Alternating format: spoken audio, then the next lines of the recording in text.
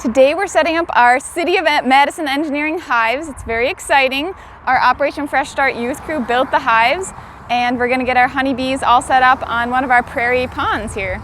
We are located near southeast of the intersection of Nesbitt Road and Maple Grove Drive on the southwest side of Madison. There were many steps to get us set up with the right hives, the right kinds of maintenance equipment, the right site and location on the site. So we're really excited to finally see our bees on site and get them set up in their new home. Believe it or not, bees are all around us. Some people actually even keep bees in the city in more residential areas.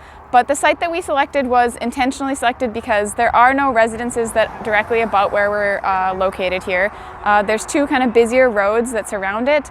And yet there's 10 acres of forage habitat here for the bees. So no walking paths, no residences, so it's not easily accessible by people, but it's a great habitat for bees. Fortunately, one of our amazing engineering operations workers is a beekeeper, and I had a lot of support from the community of beekeepers. It's a fascinating hobby and career for many people. So today it's going to be pretty simple. We're just going to be setting their hives up, getting them into the hives by taking the frames that were given to us and putting them in the hives, making sure that we don't crush the queen. So they're popping these combs into the frames, and that will be support for the bees to actually build on. They can put their brood in there, they can put their honey in there and pollen.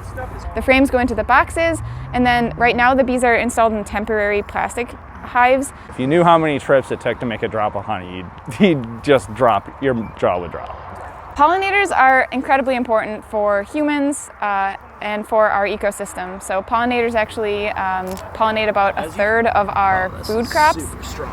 Things like peppers and coffee and chocolate and almonds, all things that we love and enjoy and wouldn't be able to enjoy without our bees. Our purpose here, of course, is not to pollinate food crops necessarily, but to ensure the health of our native plants that we have here.